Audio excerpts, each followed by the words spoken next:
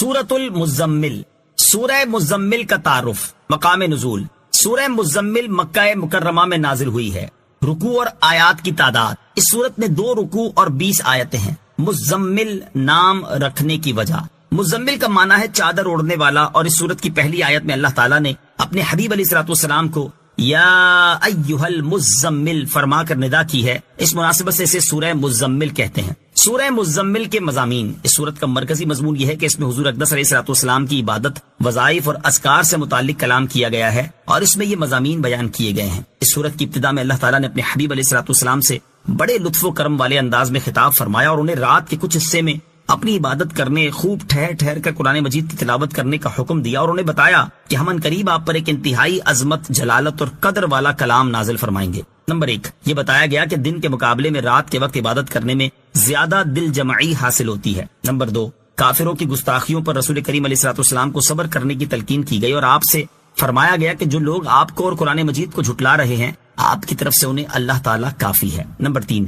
قیامت کے دن کفار کے عذاب کی کیفیت بیان کی گئی، اور کفار مکہ کو بتایا گیا کہ جس طرح اللہ تعالیٰ نے فرعون کی طرف رسول بھیجے، اسی طرح اللہ تعالیٰ نے تمہاری طرف بھی ایک رسول بھیجے جو تم پر گواہ ہیں، اور اگر تم بھی ان کی نافرمانی کرتے رہے تو تمہیں فرعون سے زیادہ سخت عذاب میں مبتلا کیا جا سکتا ہے۔ نمبر 4، یہ بتایا گیا کہ دنیا و آخرت کے عذاب سے ڈرانے والی آیات مخلوق کے لیے نصیحت ہیں، اور جو چاہے ان سے نصیحت حاصل کرے۔ نمبر 5، اس سورت کے آخر میں امت سے تہجد کی فرضیت منسوخ کر دی گئی، اور عبادت کے معاملے میں آسانی فرما دی گئی۔ سورہ جن کے ساتھ مناسبت، سورہ مزمل کی اپنے سے ماقبل سورت جن کے ساتھ مناسبت یہ ہے کہ سورہ جن کے آخر میں وحی کی عظمت بیان ہوئی، اور سورہ مزمل میں بھی وحی کی عظمت بیان کی گئی ہے۔ اے چادر اوڑھنے والے، رات کے تھوڑے سے حصے کے سوا قیام کرو، آدھی رات قیام کرو، یا اس سے کچھ کم کر لو، یا اس پر کچھ اضافہ کر لو، اور قرآن خوب ٹھہر ٹھہر کر پڑھو۔ یا ایھا المزمل، اے چادر اوڑھنے والے۔ اس آیت کے شان نزول کے بارے میں ایک قول یہ ہے کہ وحی نازل ہونے کے ابتدائی زمانے میں سید المرسلین صلی اللہ تعالی علیہ وسلم خوف سے اپنے کپڑوں میں لپٹ جاتے تھے۔ ایسی حالت میں حضرت جبرائیل علیہ الصلوۃ والسلام نے آپ علیہ الصلوۃ والسلام کو یا ایھا المزمل کہہ کر ندا کی۔ دوسرا قول یہ ہے کہ ایک مرتبہ تاجدار رسالت صلی اللہ تعالی علیہ وسلم چادر شریف میں لپٹے ہوئے آرام فرما رہے تھے، اس حالت میں آپ کو ندا کی گئی یا ایھا المزمل۔ آیت یا ایھا المزمل سے حاصل ہونے والی معلومات، اس آیت سے 2 باتیں معلوم ہوئی۔ نمبر 1، قرآن پاک میں دیگر انبیاء کرام علیہ الصلوۃ والسلام کو ان کے نام شریف سے پکارا گیا، جبکہ سید المرسلین صلی اللہ تعالی علیہ وسلم کو ان کی صفات شریف سے ندا کی گئی ہے۔ نمبر 2، ندا کے اس انداز سے معلوم ہوا کہ اللہ تعالیٰ کے حبیب صلی اللہ تعالی علیہ وسلم کی ہر ادا پیاری ہے۔ قم اللیل الا قلیلا، رات کے تھوڑے سے حصے کے سوا قیام کرو۔ اس آیت اور اس کے بعد والی 2 آیات کا خلاصہ یہ ہے کہ اے چادر اوڑھنے والے، میرے پیارے حبیب صلی اللہ تعالی علیہ وسلم رات کے تھوڑے حصے میں آرام فرمائیں، اور باقی رات نماز اور عبادت کے ساتھ قیام میں گزاریے، اور وہ باقی آدھی رات ہو یا اس سے کچھ کم کر لو، یا اس پر کچھ اضافہ کر لو۔ یعنی آپ علیہ الصلوۃ والسلام کو اختیار دیا گیا ہے کہ عبادت خواہ آدھی رات تک کریں یا اس سے کم، یعنی تہائی رات تک کریں، یا اس سے زیادہ یعنی 2/3 رات تک کرتے رہیں۔ نبی کریم علیہ الصلوۃ والسلام اور آپ کے صحابہ کرام علیہم رضوان اسی مقدار کے مطابق رات کو قیام فرماتے، اور ان میں سے جو حضرات یہ بات نہیں جانتے تھے کہ تہائی رات یا آدھی رات یا 2/3 رات کب ہوتی ہے، تو وہ ساری رات قیام میں رہتے، اور اس اندیشے سے صبح تک نمازیں پڑھتے رہتے کہ کہیں قیام واجب مقدار سے کم نہ ہو جائے، یہاں تک کہ ان حضرات کے پاؤں سوج جاتے تھے۔ پھر تخفیف ہوئی، اور بعض مفسرین کے نزدیک 1 سال کے بعد اسی سورت کی آخری آیت کے اس حصے فَاقْرَؤُوا مَا تَيَسَّرَ مِنْهُ سے یہ حکم منسوخ ہو گیا، اور بعض مفسرین کے نزدیک 5 نمازوں کی فرضیت سے یہ حکم منسوخ ہو گیا۔ یاد رہے کہ اس آیت میں قیام سے مراد تہجد کی نماز ہے۔ امت کے حق میں تہجد کی فرضیت منسوخ ہو چکی ہے۔ اب رہی یہ بات کہ تہجد کی فرضیت کس کے لیے منسوخ ہوئی، اس کے بارے میں علامہ علی بن محمد خازن رحمۃ اللہ تعالی فرماتے ہیں، اسلام کے ابتدائی دور میں سورہ مزمل کی ان آیات کی وجہ سے تاجدار رسالت صلی اللہ تعالی علیہ وسلم پر اور آپ کی امت پر تہجد کی نماز فرض تھی، پھر تخفیف کی گئی، اور 5 نمازوں کی فرضیت سے امت کے حق میں تہجد کا وجوب منسوخ ہو گیا، اور ان کے لیے تہجد کی نماز ادا کرنا مستحب ہو گیا، جبکہ رسول کریم صلی اللہ تعالی علیہ وسلم کے لیے اس کا وجوب باقی رہا۔ اس کی دلیل یہ آیت مبارکہ ہے، وَمِنَ اللَّيْلِ فَتَهَجَّدْ بِهِ نَافِلَةً لَكَ، ترجمہ، اور رات کے کچھ حصے میں تہجد پڑھو، یہ خاص تمہارے لیے زیادہ ہے۔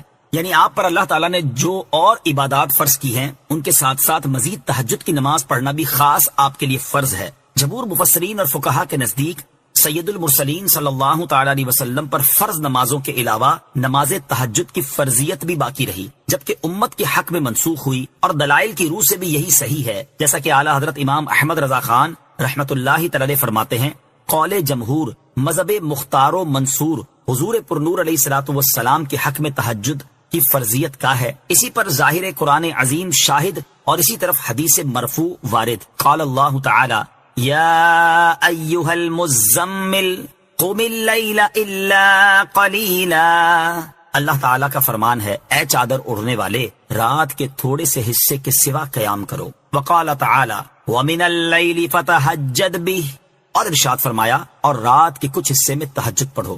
ان آیتوں میں خاص حضور اقدس صلی اللہ علیہ وسلم کو امر الہی ہے، اور امر الہی مفید وجوب، اور اللہ تعالیٰ کا نافلہ فرمانا اس وجوب کے منافی نہیں، کیونکہ نافلہ کا معنی ہے زائدہ۔ اب اس آیت کا معنی یہ ہوگا کہ آپ کے فرائض یا درجات میں یہ اضافہ ہے کہ آپ پر یہ لازم واجب ہے، کیونکہ فرائض سب سے بڑے درجے اور فضیلت پر فائز کرنے کا سبب بنتے ہیں، بلکہ اس کی تائید اللہ تعالیٰ کے اس ارشاد لکا سے ہو رہی ہے۔ امام ابن حمام فرماتے ہیں کہ بعض اوقات مجرور یعنی حرف کاف کے ساتھ مقید کرنا اسی بات کا فائدہ دیتا ہے، یعنی یہ فرائض میں آپ کے لیے اضافہ ہے، کیونکہ متعارف نوافل صرف آپ ہی کے لیے نہیں بلکہ اس میں آپ اور دیگر لوگ مشترک ہیں۔ اور مفتی شریف الحق امجدی رحمۃ اللہ تعالی اسی مسئلے کی تحقیق کرنے کے بعد فرماتے ہیں، صحیح یہ ہے کہ نماز تہجد حضور اقدس علیہ الصلوۃ والسلام پر نماز پنجگانہ کی فرضیت کے بعد بھی فرض رہی۔ اور مفتی نعیم الدین مراد آبادی رحمۃ اللہ تعالی فرماتے ہیں، نماز تہجد سید عالم صلی اللہ علیہ وسلم پر فرض تھی۔ جمہور کا یہی قول ہے، حضور انور علیہ الصلوۃ والسلام کی امت کے لیے یہ نماز سنت ہے، جبکہ بعض مفسرین کے نزدیک امت کی طرح نبی کریم علیہ الصلوۃ والسلام سے بھی تہجد کی فرضیت منسوخ ہو گئی تھی۔ او زد علیہ، یا اس پر کچھ اضافہ کر لو۔ صدر الشریعہ مفتی امجد علی اعظمی رحمت اللہ تعالی فرماتے ہیں، جو شخص 2/3 رات سونا چاہے اور 1/3 عبادت کرنا چاہے تو اسے افضل یہ ہے کہ وہ رات کے پہلے اور آخری تہائی حصے میں سوئے اور درمیان کے تہائی حصے میں عبادت کرے، اور اگر آدھی رات میں سونا چاہتا ہے اور آدھی رات میں جاگنا چاہتا ہے تو بعد والی آدھی رات میں عبادت کرنا افضل ہے۔ کہ حضرت ابو ہریرہ رضی اللہ تعالی عنہ سے مروی ہے، حضور پرنور علیہ الصلوۃ والسلام نے ارشاد فرمایا کہ رب عز و جل ہر رات میں جب پچھلی تہائی باقی رہتی ہے آسمان دنیا پر خاص تجلی فرماتا ہے اور فرماتا ہے کوئی دعا کرنے والا کہ اس کی دعا قبول کروں، ہے کوئی مانگنے والا کہ اسے دوں، ہے کوئی مغفرت چاہنے والا کہ اس کی بخشش کر دوں۔ اور سب سے بڑھ کر تو حضرت داؤد علیہ الصلوۃ والسلام کے طریقے کے مطابق نماز ادا کرنا ہے، جیسا کہ حضرت عبداللہ بن عمر رضی اللہ تعالی عنہما سے روایت ہے، حضور اقدس صلی اللہ تعالی علیہ وسلم نے ارشاد فرمایا، سب نمازوں میں اللہ عز و جل کو زیادہ محبوب نماز داؤد ہے کہ وہ آدھی رات سوتے اور تہائی رات عبادت کرتے، پھر چھٹے حصے میں سوتے تھے۔ وَرَتِّلِ الْقُرْآنَ تَرْتِيلًا، اور قرآن خوب ٹھہر ٹھہر کر پڑھو۔ اس کا معنی یہ ہے کہ اطمینان کے ساتھ اس طرح قرآن پڑھو کہ حروف جدا جدا رہیں، جن مقامات پر وقف کرنا ہے ان کا اور تمام حرکات اور مدات کی ادائیگی کا خاص خیال رہے۔ آیت کے آخر میں ترتیلا فرما کر اس بات کی تاکید کی جا رہی ہے کہ قرآن پاک کی تلاوت کرنے والے کے لیے ترتیل کے ساتھ تلاوت کرنا انتہائی ضروری ہے۔ حضرت عبداللہ بن عمر رضی اللہ تعالیٰ عنہما سے روایت ہے، نبی اکرم صلی اللہ تعالیٰ علیہ وسلم نے ارشاد فرمایا، قیامت کے دن قرآن پڑھنے والے سے کہا جائے گا پڑھتا جا اور ترقی کی منازل طے کرتا جا، اور اس طرح ٹھہر کر پڑھ جس طرح دنیا میں ٹھہر ٹھہر کر پڑھتا تھا، جہاں تو آخری آیت پڑھے گا اسی کے پاس تیری منزل ہے۔ قرآن پاک کی قرآت سے متعلق چند احکام۔ یہاں آیت کی مناسبت سے قرآن مجید کی قرآت سے متعلق 4 ضروری احکام سماعت فرمائیں۔ نمبر 1، تجوید قرآن پاک کی آیت، متواتر احادیث، صحابہ کرام، تابعین اور تمام ائمہ کرام کے مکمل اجماع کی وجہ سے حق اور واجب اور اللہ تعالیٰ کے دین اور شریعت کا علم ہے۔ اللہ تعالیٰ ارشاد فرماتا ہے، وَرَتِّلِ الْقُرْآنَ تَرْتِيلًا، اسے مطلقاً ناحق بتانا کلمہ کفر ہے۔ نمبر 2، قرآن پاک کو اتنی تجوید سے پڑھنا فرض عین ہے جس سے حروف صحیح ادا ہوں اور غلط پڑھنے سے بچے۔ نمبر 3، جس سے حروف صحیح ادا نہیں ہوتے اس پر واجب ہے کہ حروف صحیح ادا کرنے کی رات دن پوری کوشش کرے، اور اگر نماز میں صحیح پڑھنے والے کی اقتدا کر سکتا ہو تو جہاں تک ممکن ہو اس کی اقتدا کرے، یا وہ آیتیں پڑھے جن کے حروف صحیح ادا کر سکتا ہو، اور یہ دونوں صورتیں ناممکن ہوں تو کوشش کے زمانے میں اس کی اپنی نماز ہو جائے گی، اور اگر کوشش بھی نہیں کرتا تو اس کی خود بھی نماز نہیں ہوگی، اور دوسرے کی اس کے پیچھے کیا ہوگی۔ آج کل عام لوگ اس میں مبتلا ہیں کہ غلط پڑھتے ہیں اور صحیح پڑھنے کی کوشش نہیں کرتے، ان کی اپنی نمازیں باطل ہیں۔ نمبر 4، فرضوں میں ٹھہر ٹھہر کر قرات کی جائے، تراویح میں متوسط انداز پر اور رات کے نوافل میں جلد پڑھنے کی اجازت ہے، لیکن ایسا پڑھے کہ سمجھ میں آ سکے۔ یعنی کم سے کم مد کا جو درجہ قاریوں نے رکھا ہے اس کو ادا کرے، ورنہ حرام ہے، اس لیے کہ ترتیل سے قرآن پڑھنے کا حکم ہے۔ آج کل کے اکثر حفاظ اس طرح پڑھتے ہیں کہ مد کا ادا ہونا تو بڑی بات ہے، یعلمون تعلمون کے سوا کسی لفظ کا پتہ بھی نہیں چلتا ہے، نہ حروف کی تصحیح ہوتی ہے، بلکہ جلدی میں لفظ کے لفظ کھا جاتے ہیں، اور اس پر ایک دوسرے سے فخر ہوتا ہے کہ فلاں اس قدر جلد پڑھتا ہے، حالانکہ اس طرح قرآن مجید پڑھنا حرام اور سخت حرام ہے۔ ایک اور مقام پر صدر الشریعہ مفتی امجد علی اعظمی رحمۃ اللہ تعالی اپنے زمانے کے حفاظ کی حالت بیان کرتے ہوئے فرماتے ہیں، افسوس صد افسوس کہ اس زمانے میں حفاظ کی حالت نہایت ناگفتہ بے ہے۔ اکثر تو ایسا پڑھتے ہیں کہ یعلمون تعلمون کے سوا کچھ پتہ نہیں چلتا، الفاظ و حروف کھا جایا کرتے ہیں۔ جو اچھا پڑھنے والے کہے جاتے ہیں انہیں دیکھیں تو حروف صحیح نہیں ادا کرتے، حمزہ، الف، عین اور ذا، زا، وا اور ثا، سین، صاد، تا، تو وغیرہ حروف میں فرق نہیں کرتے، جس سے قطعا نمازی نہیں ہوتی۔ فقیر کو انہی مصیبتوں کی وجہ سے 3 سال ختم قرآن مجید سننا نہ ملا۔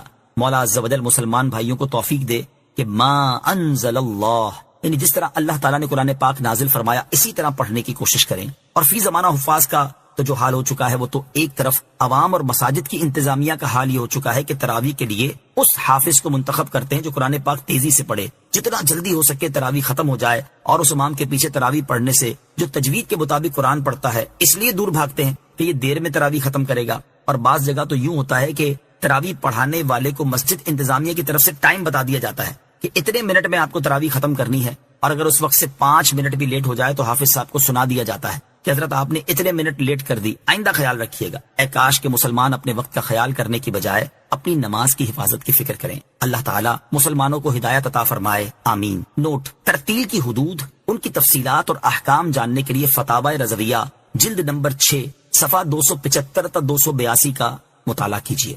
اِنَّا سَنُلْقِي عَلَيْكَ قَوْلًا ثَقِيلًا۔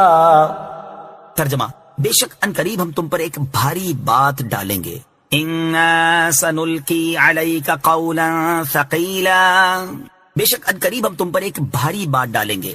اس آیت کی ایک تفسیر یہ ہے کہ اے حبیب صلی اللہ تعالی علیہ وسلم، ہم ان قریب آپ پر ایک انتہائی عظمت، جلالت اور قدر والا کلام نازل فرمائیں گے، اور اس کی عظمت و جلالت کی وجہ یہ ہے کہ وہ رب العالمین کا کلام ہے، لہٰذا آپ خود کو وہ عظیم بات قبول کرنے کے لیے تیار رکھیں۔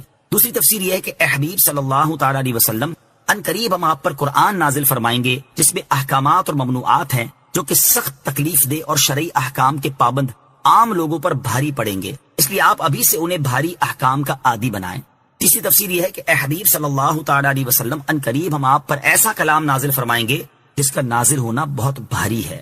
قرآن پاک کے نزول کے بارے میں ایک اور مقام پر ارشاد فرمایا، لو انزلنا هذا القرآن على جبل لرأيته خاشعا متصدعا من خشية الله وتلك الأمثال نضربها للناس لعلهم يتفكرون۔ ترجمہ: اگر ہم یہ قرآن کسی پہاڑ پر اتارتے تو ضرور تم اسے جھکا ہوا اللہ کے خوف سے پاش پاش دیکھتے، اور ہم یہ مثالیں لوگوں کے لیے بیان فرماتے ہیں تاکہ وہ سوچیں۔ اور حضرت زید بن ثابت رضی اللہ تعالیٰ عنہ فرماتے ہیں، اللہ تعالیٰ نے اپنے حبیب علیہ الصلوۃ والسلام پر وحی نازل کی، اور اس وقت آپ کی ران میری ران پر تھی، مجھے اپنے اوپر اتنا بوجھ محسوس ہوا جس سے مجھے ڈر لگ گیا کہ کہیں میری ران ٹوٹ ہی نہ جائے۔ إِنَّ نَاشِئَةَ اللَّيْلِ هِيَ أَشَدُّ وَطْئًا وَأَقْوَمُ قِيلًا إِنَّ لَكَ فِي النَّهَارِ سَبْحًا طَوِيلًا۔ ترجمہ: بے شک رات کو قیام کرنا زیادہ موافقت کا سبب ہے اور بات خوب سیدھی نکلتی ہے، بے شک دن میں تو تمہیں بہت سے کام ہیں۔ اِنَّ نَاشِئَةَ اللَّيْلِ، بے شک رات کو قیام کرنا یعنی رات سونے کے بعد اٹھ کر عبادت کرنا دن کی نماز کے مقابلے میں زبان اور دل کے درمیان زیادہ موافقت کا سبب ہے، اور اس وقت قرآن پاک کی تلاوت کرنے اور سمجھنے میں زیادہ دل جمعی حاصل ہوتی ہے، کیونکہ وہ وقت سکون اور اطمینان کا ہے، شور و غل سے امن ہوتا ہے، کامل اخلاص نصیب ہوتا ہے، ریاکاری اور نمود و نمائش کا موقع نہیں ہوتا۔ ان لک فی النہار، بے شک دن میں تمہیں، یعنی اے حبیب صلی اللہ تعالی علیہ وآلہ وسلم، بے شک دن میں تو آپ بہت سے کاموں میں مصروف رہتے ہیں جس کی وجہ سے یکسوئی کے ساتھ عبادت نہیں ہو پاتی، لہٰذا آپ رات کے اوقات کو اللہ تعالیٰ کی عبادت کرنے اور اس سے مناجات کرنے کے لیے خاص رکھیں۔ وَاذْكُرِ اسْمَ رَبِّكَ وَتَبَتَّلْ إِلَيْهِ تَبْتِيلًا۔ ترجمہ: اور اپنے رب کا نام یاد کرو اور سب سے ٹوٹ کر اسی کے بنے رہو. وَاذْكُرِ اسْمَ رَبِّكَ اور اپنے رب کا نام یاد کرو. اس کا ایک معنی یہ ہے کہ اے حبیب صلی اللہ تعالی علیہ وآلہ وسلم آپ رات اور دن کے تمام اوقات میں اپنے رب عز و جل کا نام یاد کرتے رہیں، چاہے وہ تسبیح اور کلمہ طیبہ پڑھنے سے ہو، نماز ادا کرنے، قرآن پاک کی تلاوت کرنے اور علم کا درس دینے کے ساتھ ہو. دوسرا معنی یہ ہے کہ اے حبیب صلی اللہ تعالی علیہ وسلم اپنی قراءت کی ابتدا میں بسم اللہ الرحمن الرحیم پڑھیں. یاد رہے کہ نماز کے علاوہ اگر قرآن پاک کی تلاوت سورت کی ابتدا سے کی جائے تو بسم اللہ پڑھنا سنت ہے، اور اگر سورت کے درمیان سے تلاوت شروع کی جائے تو بسم اللہ پڑھنا مستحب ہے. اور نماز میں سورہ فاتحہ کے بعد سورت کی تلاوت سے پہلے بسم اللہ پڑھنا سنت نہیں. وَتَبَتَّلْ إِلَيْهِ تَبْتِيلًا اور سب سے ٹوٹ کر اسی کے بنے رہو، یعنی اللہ تعالیٰ کی عبادت ایسی ہو کہ اس میں انقطاع کی صفت ہو، کہ دل اللہ تعالیٰ کے سوا اور کسی کی یاد میں مشغول نہ ہو، اس کی عبادت کے وقت سب سے تعلق ختم ہو جائے اور صرف اسی کی طرف توجہ رہے. یاد رہے کہ اس آیت سے یہ ثابت نہیں ہوتا کہ انسان نکاح کرنا چھوڑ دے اور سب سے ناتا توڑ کر کسی جنگل، غار یا ویران جگہ میں اللہ اللہ کرنا شروع کر دے، کیونکہ یہ اسلام میں منع ہے. جیسا کہ حضرت طاؤس رضی اللہ تعالیٰ عنہ سے مروی ہے، نبی اکرم صلی اللہ تعالی علیہ وآلہ وسلم نے ارشاد فرمایا اسلام میں نکاح نہ کرنا اور لوگوں سے کنارہ کش ہو کر عبادت کرنا منع ہے. حضرت سعد بن ہشام رضی اللہ تعالیٰ عنہ نے حضرت عائشہ صدیقہ رضی اللہ تعالیٰ عنہا سے پوچھا کہ نکاح نہ کرنے کے بارے میں آپ کی کیا رائے ہے؟ تو آپ رضی اللہ تعالیٰ عنہ نے فرمایا کیا تم نے اللہ تعالیٰ کا یہ فرمان نہیں سنا؟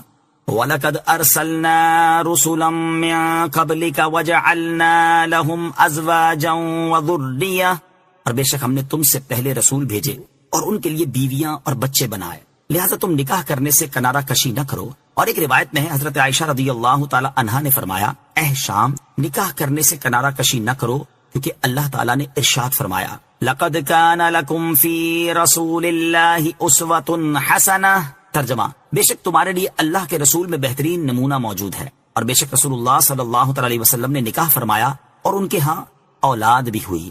رب المشرق والمغرب لا الہ الا هو فاتخذه وکیلا ترجمہ وہ مشرق اور مغرب کا رب ہے، اس کے سوا کوئی معبود نہیں، تو تم اسی کو اپنا کارساز بناؤ. رب المشرق والمغرب وہ مشرق اور مغرب کا رب ہے، یعنی اللہ تعالیٰ مشرق و مغرب اور ان کے درمیان موجود تمام چیزوں کا رب اور ان کا خالق و مالک ہے، اس کے علاوہ اور کوئی معبود ہی نہیں. لہذا تم اپنے دینی اور دنیاوی تمام امور میں اسی کو اپنا کارساز بناؤ اور اپنے کام اسی کے سپرد کر دو اور اسی پر بھروسہ کرو. حقیقی کارساز صرف اللہ تعالیٰ ہے. یاد رہے کہ حقیقی کارساز صرف اللہ تعالیٰ ہے اور سب کو اسی پر بھروسہ کرنا چاہیے. البتہ اس کا یہ مطلب نہیں کہ انسان اسباب کو اختیار کرنا چھوڑ دے اور صرف اللہ تعالیٰ پر بھروسہ کر کے بیٹھ جائے، بلکہ ہر انسان کو چاہیے کہ وہ اسباب ضرور اختیار کرے لیکن ان اسباب پر بھروسہ نہ کرے، بلکہ صرف اللہ تعالیٰ پر بھروسہ کرے. جیسے ہر ایک کو روزی دینا اللہ تعالیٰ نے اپنے ذمہ کرم پر لیا ہوا ہے. اب اس کا یہ مطلب نہیں کہ انسان سب کچھ چھوڑ کر اللہ تعالیٰ کی طرف سے روزی ملنے کی امید لگا کر گھر بیٹھ جائے اور رزق حاصل ہونے کے اسباب اختیار کرنا چھوڑ دے. اس طرح اگر وہ ساری عمر بھی بیٹھا رہے گا تو اسے ایک لقمہ بھی نہیں ملے گا. واصبر على ما يقولون واهجرهم هجرا جميلا ترجمہ اور کافروں کی باتوں پر صبر کرو اور انہیں اچھی طرح چھوڑ دو. واصبر على ما يقولون اور کافروں کی باتوں پر صبر کرو، یعنی اے حبیب صلی اللہ تعالی علیہ وسلم کفار قریش اللہ تعالیٰ کے بارے میں شریک، بیوی اور اولاد بتا کر خرافات بکتے ہیں اور آپ کو جادوگر، شاعر، کاہن اور مجنون کہہ کر آپ کی شان میں گستاخیاں کرتے ہیں اور قرآن کو سابقہ لوگوں کی کہانیاں بتا کر اس کے بارے میں نازبہ کلمات کہتے ہیں. آپ کافروں کی ان باتوں پر صبر فرمائیں اور انہیں بدنی، زبانی، قلبی ہر اعتبار سے چھوڑ دیں اور ان کا معاملہ ان کے رب عز و جل کے سپرد کر دیں. وَذَرْنِي وَالْمُكَذِّبِينَ أُولِي النَّعْمَةِ وَمَهِّلْهُمْ قَلِيلًا ترجمہ اور ان جھٹلانے والے مالداروں کو مجھ پر چھوڑو اور انہیں تھوڑی مہلت دو. وَذَرْنِي وَالْمُكَذِّبِينَ أُولِي النَّعْمَةِ اور ان جھٹلانے والے مالداروں کو مجھ پر چھوڑو، یعنی اے حبیب صلی اللہ تعالی علیہ وسلم آپ کو اور قرآن کو جھٹلانے والے ان مالداروں کو مجھ پر چھوڑ دیں. میں آپ کی طرف سے انہیں کافی ہوں اور انہیں بدر کے دن تک تھوڑی مہلت دیں. چنانچہ کچھ ہی مدت کے بعد یہ لوگ بدر کی جنگ میں قتل کر دیے گئے. بعض مفسرین کے نزدیک یہاں تھوڑی مہلت دینے سے مراد قیامت کے دن تک مہلت دینا ہے. ان لدینا انکالا وجحیما وطعاما ذا غصة وعذابا أليما يوم ترجف الأرض والجبال وكانت الجبال كثيبا مهيلا۔ ترجمہ، بے شک ہمارے پاس بھاری بیڑیاں اور بھڑکتی آگ ہے اور گلے میں پھنسنے والا کھانا اور دردناک عذاب ہے، جس دن زمین اور پہاڑ تھر تھرائیں گے اور پہاڑ ریت کا بہتا ہوا ٹیلا ہو جائیں گے۔ ان لدینا انکالا، بے شک ہمارے پاس بھاری بیڑیاں ہیں۔ اس آیت اور اس کے بعد والی آیت میں کفار کے عذاب کا وصف بیان کرتے ہوئے فرمایا کہ جنہوں نے نبی کریم صلی اللہ تعالی علیہ وآلہ وسلم کو جھٹلایا، ان کے لیے ہمارے پاس آخرت میں لوہے کی بھاری بیڑیاں ہیں جو کہ ذلیل کرنے اور عذاب دینے کے لیے ان کے پاؤں میں ڈالی جائیں گی، اور بھڑکتی آگ ہے جس پہ انہیں جلایا جائے گا، اور گلے میں پھنسنے والا کھانا ہے جو نہ حلق سے نیچے اترے گا اور نہ حلق سے باہر آ سکے گا، اور ان چیزوں کے علاوہ ان کے لیے ایسا دردناک عذاب ہے جس کی حقیقت کوئی نہیں جان سکتا۔ کفار کے لیے تیار کیے گئے عذابات پڑھ کر مسلمانوں کو کیا کرنا چاہیے؟ قیامت کے دن کفار کے لیے تیار کیے گئے عذاب کے بارے میں پڑھ یا سن کر ہر مسلمان کو چاہیے کہ وہ اپنے دل میں اللہ تعالیٰ کا خوف پیدا کرے۔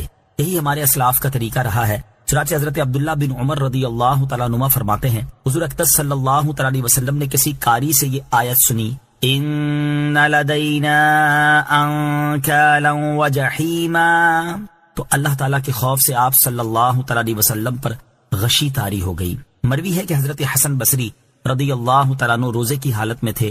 شام کے وقت جب ان کے سامنے کھانا حاضر کیا گیا تو انہیں یہی آیت یاد آ گئی، اور اللہ کے خوف سے انہوں نے کہا کھانا اٹھا لو۔ دوسری رات کھانا پیش کیا گیا تو پھر یہی آیت یاد آ گئی، آپ نے فرمایا کھانا اٹھا لو۔ تیسری رات بھی اسی طرح ہوا تو حضرت ثابت بنانی رحمۃ اللہ تعالیٰ علیہ اور چند دیگر بزرگوں کو اس بات کی خبر دی گئی، وہ تشریف لائے اور مسلسل حضرت حسن بصری رضی اللہ تعالی عنہ کو کھانے کا کہتے رہے، یہاں تک کہ آپ نے ستو کا صرف ایک گھونٹ پیا۔ یوم ترجف الارض والجبال، جس دن زمین اور پہاڑ تھر تھرائیں گے۔ ارشاد فرمایا کہ جس دن زمین اور پہاڑ اللہ تعالیٰ کی ہیبت اور جلال سے تھر تھرائیں گے، اور پہاڑ اپنی سختی اور بلندی کے باوجود تھر تھرانے کی شدت کی وجہ سے ریت کا بہتا ہوا ٹیلا ہو جائیں گے، وہ قیامت کا دن ہوگا۔ انا ارسلنا الیکم رسولا شاہدا علیکم کما ارسلنا الی فرعون رسولا فعصى فرعون الرسول فأخذناه أخذا وبيلا۔ ترجمہ، بے شک ہم نے تمہاری طرف ایک رسول بھیجے جو تم پر گواہ ہیں، جیسے ہم نے فرعون کی طرف ایک رسول بھیجے تو فرعون نے اس رسول کا حکم نہ مانا تو ہم نے اسے سخت گرفت سے پکڑا۔ انا ارسلنا الیکم رسولا، بے شک ہم نے تمہاری طرف ایک رسول بھیجے۔ اس آیت اور اس کے بعد والی آیت میں اللہ تعالیٰ نے کفار مکہ کو دنیا کے ہولناک عذاب سے ڈراتے ہوئے ارشاد فرمایا کہ اے اہل مکہ، بے شک ہم نے اسی طرح محمد مصطفیٰ صلی اللہ تعالیٰ علیہ وآلہ وسلم کو تمہاری طرف رسول بنا کر بھیجا جو کہ مومن کے ایمان اور کافر کے کفر کو جانتے ہیں۔ اس طرح ہم نے حضرت موسیٰ علیہ السلام کو فرعون کی طرف رسول بنا کر بھیجا، اور جب فرعون نے حضرت موسیٰ علیہ السلام کی رسالت کا انکار کر کے اور ان پر ایمان نہ لا کر ان کا حکم نہ مانا تو ہم نے اس کی نافرمانی کی وجہ سے دریا میں ڈبو کر اسے سخت گرفت سے پکڑا۔ لہٰذا تم بھی اس بات سے ڈرو کہ کہیں میرے حبیب صلی اللہ تعالیٰ علیہ وآلہ وسلم کو جھٹلانے کی وجہ سے تم پر بھی فرعون کی طرح دنیا میں عذاب نہ آ جائے، اور اگر نافرمانی کی وجہ سے دنیا میں تم پر عذاب آ گیا تو وہ فرعون کے عذاب سے زیادہ سخت ہوگا، کیونکہ تمہارے پاس جو رسول تشریف لائے ہیں وہ رتبے میں حضرت موسیٰ علیہ السلام سے بڑے ہیں۔ فَكَيْفَ تَتَّقُونَ إِن كَفَرْتُمْ يَوْمًا يَجْعَلُ الْوِلْدَانَ شِيبًا السَّمَاءُ مُنفَطِرٌ بِهِ كَانَ وَعْدُهُ مَفْعُولًا إِنَّ هَذِهِ تَذْكِرَةٌ فَمَن شَاءَ اتَّخَذَ إِلَى رَبِّهِ سَبِيلًا۔ درود پاک پڑھنے کے بے شمار فضائل و برکات ہیں۔ نبی اکرم نور مجسم کا فرمان عالی شان ہے، جس نے مجھ پر دن بھر میں 1000 مرتبہ درود پاک پڑھا وہ اس وقت تک نہیں مرے گا جب تک جنت میں اپنی جگہ نہ دیکھ لے۔ ذرا سوچئے انعام کتنا بڑا، دنیا میں رہ کر تو کسی کو معلوم ہی نہیں کہ مرنے کے بعد ہوگا کیا ہمارا، مگر روزانہ 1000 بار درود پڑھنے والے کے بارے میں فرمایا کہ مرے گا نہیں جب تک جنت میں اپنی جگہ نہ دیکھے۔ اب فضول باتیں کرتے ہیں، اتنا سارا ٹائم لوگ ویسے ہی ضائع کرتے ہیں۔ اگر ایک مخصوص وقت کر لیں اور روز درود پڑھیں تو پڑھنے والے ہزاروں درود بھی روز پڑھ لیتے ہیں۔ اللہ مجھے بھی پڑھنے والا بنائے، آپ کو بھی بنا دے۔ آئیے مل کر محبت کے ساتھ با آواز بلند درود پاک پڑھ لے۔ صلو علی الحبیب صلی اللہ تعالی علی محمد صلی اللہ علیہ وسلم۔ آج کا جو موضوع ہے بیان کا، بے شک ہمیں ہر جمعرات کو مدنی مرکز کی طرف سے ایک موضوع عطا کیا جاتا ہے اور بڑا کمال کا وہ موضوع ہوا کرتا ہے، مگر آج اس لیے بہت کمال کا موضوع ہے کہ ہم میں سے شاید ہر کسی کو اس موضوع کی ضرورت ہے۔ ایک بڑا پرابلم ہے ہمارے معاشرے میں کہ جناب لوگ جو ہیں بڑی سستی کاہلی کا شکار ہوتے جا رہے ہیں، مایوسی کا شکار ہوتے جا رہے ہیں، ڈس ہارٹ بہت جلدی ہو جاتے ہیں اور اپنی ہمت ہار جاتے ہیں۔ آج ان تمام لوگوں کے لیے بیان ہے کہ جو اپنی ہمتوں کو بلند کرنا چاہتے ہیں، اپنے حوصلوں کو بلند کرنا چاہتے ہیں، مایوسی کی دنیا سے نکلنا چاہتے ہیں اور کچھ واقعی زندگی میں کرنا چاہتے ہیں۔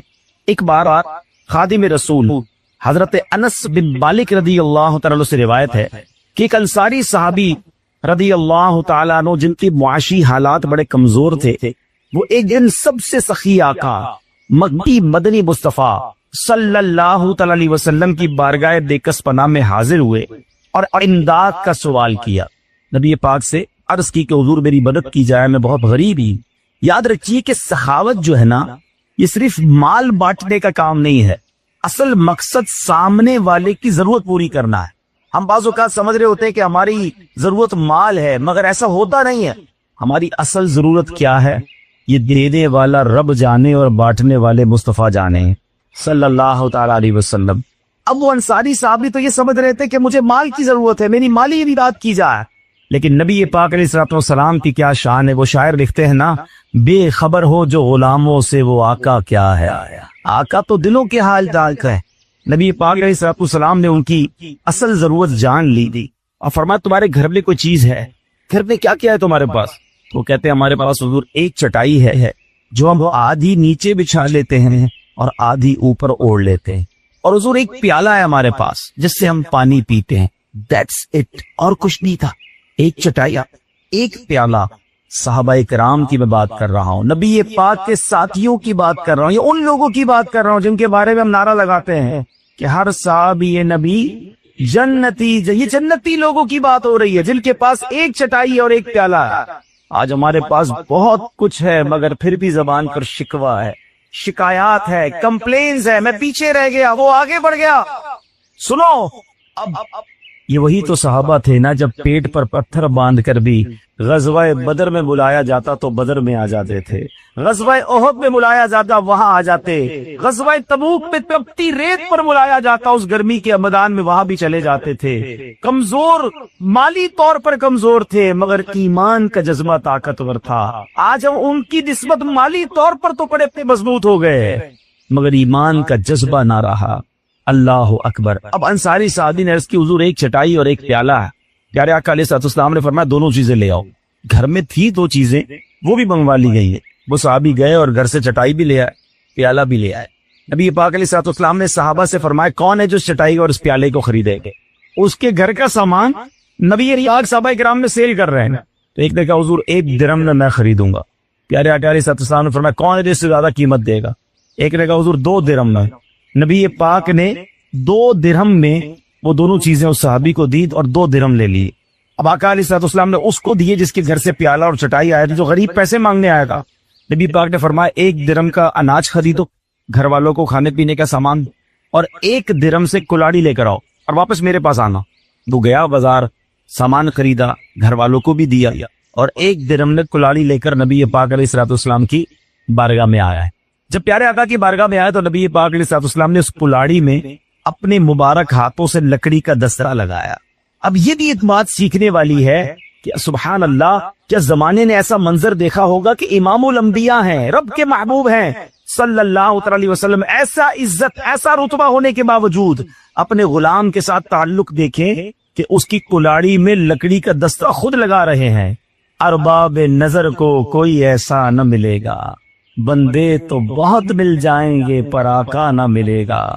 تاریخ اگر ڈھونڈے گی ثانی یہ محمد، ثانی تو بڑی چیز ہے سایہ نہ ملے. یہ انٹریکشن، یہ محبت، یہ پیار غریب ہے اس کو بتا رہے ہیں، لکڑی کا دستہ خود لگا رہے ہیں.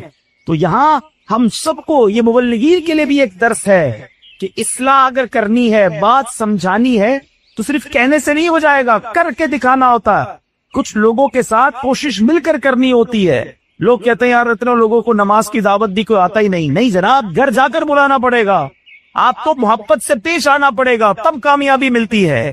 تو بہرحال نبی پاک علیہ الصلوۃ والسلام نے اس قوم کی تربیت کیسی فرمائی کہ صحابہ کو پھر وقت کا امام بھی تو بنا دیا نا. یہ انہی کی تربیت کا شاہکار ہے صحابہ کرام، حضرت ابوبکر صدیق، حضرت عثمان غنی، حضرت عمر مولا علی اور مزید بڑے بڑے صحابہ کرام. یہ نبی پاک نے ایسی تربیت کی کہ وہ زمانے کے امام بنے.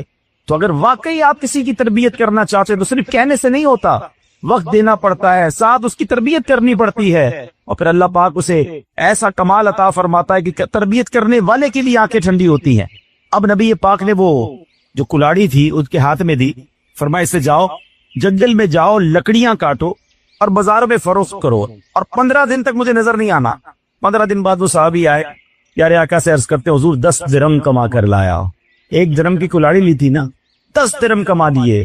اب نبی پاک بہت خوش ہوئے اور فرمایا تم سوال کرو، وہ سوال کل قیامت کے دن تمہارے چہرے پر دراغ بنے. تمہارا اپنے ہاتھ سے کما کر کھانا اس سے بہتر ہے. پریکٹیکل کر کے بتایا، مانگنے والے کو کمانے والا بنا دیا. اور یہ بہت سارے لوگوں کے لیے درس ہے کہ ہمیں اپنے ہاتھ سے کمانا، کسی کے آگے ہاتھ نہیں پھیلانا. کچھ لوگوں کی عادت سی بن جاتی ہے کہ ذرا سی کمزوری، ذرا سی مجبوری آئی اور لوگوں سے سوال کرنا شروع کر دیا. نہیں، اسلام میں اور اللہ کی بارگاہ میں بالخصوص ہاتھ سے کام کرنے والا، اپنی کمائی کمانے والا وہ بڑا پسندیدہ ہے. جو کرتے ہیں محنت مشقت زیادہ، جو کرتے ہیں محنت مشقت زیادہ، خدا ان کو دیتا ہے برکت زیادہ. بوجھ نہ بنے کسی کی، اور کسی کے آگے کیوں ہاتھ پھیلا ہے. کیا خوبصورت بات شاعر لکھتے ہیں نا، کسی کا احسان کیوں اٹھائیں، کسی کو حالات کیوں بتائیں، کسی کا احسان کیوں اٹھائیں، کسی کو حالات کیوں بتائیں. تم ہی سے مانگیں گے تم ہی دو گے، تمہارے در سے ہی لو لگی. التجا کر رہی ہے تو اللہ کی بارگاہ میں کرے نا، اللہ کے حبیب علیہ الصلوۃ والسلام کی طرف لو لگائیں، دنیا والوں کے آگے نہیں جانا. تو بہرحال میرے بیچ اسلامی بھائیوں، یاد رکھیے اللہ کے آخری نبی مکی مدنی صلی اللہ علیہ وسلم نے فرمایا ان اللہ تعالی یحب العبد المؤمن المحترف. سنیے، فرمایا بے شک اللہ پاک طلب معاش میں تکلیف اٹھانے والے مومن کو پسند فرماتا. کچھ لوگ یہ سمجھتے ہیں کام کاج کرنا دین سے دوری ہے. نہیں، اگر حلال کما رہا ہے اور اس لیے روزی کما رہا ہے کہ کسی کے آگے ہاتھ نہ پھیلانا پڑے، یہ بھی عبادت ہے. بلکہ ایک بار نبی پاک علیہ الصلوۃ والسلام صحابہ کرام کے ساتھ تشریف فرماتے تھے. ایک نوجوان گزرا اور بڑی اپنے کام کاج میں بیزی تھا. تو کسی صحابی نے کہا کہ حضور کاش یہ بھی اللہ کی راہ میں حدیث کا خلاصہ ہے. تو نبی پاک علیہ الصلوۃ والسلام نے فرمایا اگر یہ اس لیے روزی کمانے نکلا ہے نا کہ اپنے بچوں کو بھوک سے بچائے، یا کسی کے آگے ہاتھ نہ پھیلائے، یا اپنے والدین کے ساتھ خیر خواہی کرے، تو فرمایا یہ اس کا چلنا پھرنا بھی اللہ کی راہ میں ہی ہے.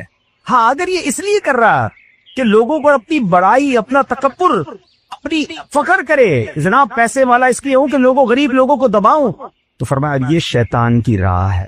تو مبارک ان لوگوں کو جو اپنے ہاتھ سے کام کرتے ہیں، مزدوری کرتے ہیں یا جو بھی جاب کرتے ہیں، حلال اگر کماتے ہیں، محنت مزدوری کرتے ہیں تو اللہ کو بڑا پسند ہے. بلکہ اس طرح کی روایتیں بھی ملتی ہیں کہ جو بندہ کام کاج سے تھک کر رزق حلال کے لیے کوشش کر کے تھک کر شام کرتا ہے، وہ ایسا ہے کہ وہ مغفرت یافتہ ہو کر شام کرتا ہے. یہ ہمارا اسلام ہے. ہمارا اسلام یہ نہیں کہتا کہ جناب آپ کسی پر بوجھ بن جائیں. آپ اپنے ہاتھوں سے کمائیں اور محنت کریں، نہ کہ سستی کریں. اور اس پہ جس کو کہتے ہیں نا مایوس نہیں ہونا چاہیے.